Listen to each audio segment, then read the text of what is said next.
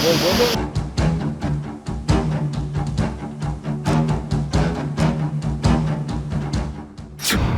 সমস্যা সমাধানের জন্য 50টি বড় খাল খননের পরামর্শ অমিত শাহের।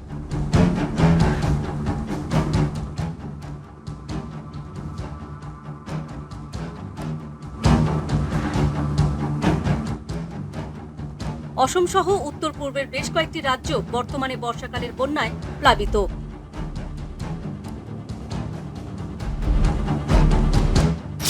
ক্ষতিগ্রস্ত হাজার হাজার পরিবার। বন্যায় ভেসে গেছে বাড়িঘর, সম্পত্তি, সর্বস্ব। বন্যা সমস্যা সমাধান করতে পারেনি সরকার, অথচ সরকারের মন্ত্রী আধিকারিকদের মুখে শুধুমাত্র নতুন নতুন পরিকল্পনার স্লোগান।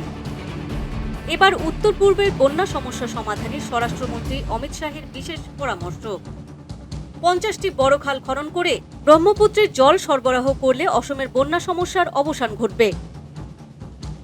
রবিবার দেশের বন্যা সমস্যা নিয়ে একটি পর্যালোচনা সভায় অসমের বন্যা সমস্যা সমাধানের বিষয়ে করা মন্তব্যের প্রতিক্রিয়া জানান প্রদেশ কংগ্রেসের সভাপতি ভূপেন বরা।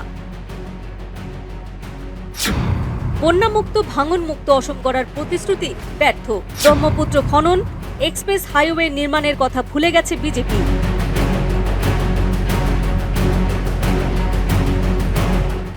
উত্তর পূর্বে বন্যা সমস্যা সমাধানের বিষয়ে অমিত শাহের মন্তব্যের প্রতিক্রিয়া জানান বিরোধী নেতা দেবব্রত শইকিয়া। বন্যা পরিস্থিতি মোকাবেলায় বিশেষ বিধানসভা অধিবেশনের দাবি।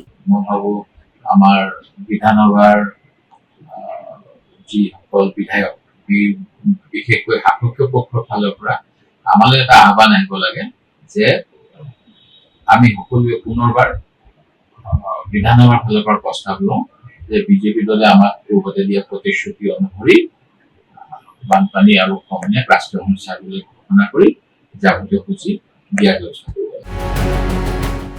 রাজ্যে বন্যা সমস্যা ভয়াবহ রূপ নিচ্ছে। বন্যায় ক্ষতিগ্রস্ত হয়েছে বহু পরিবার।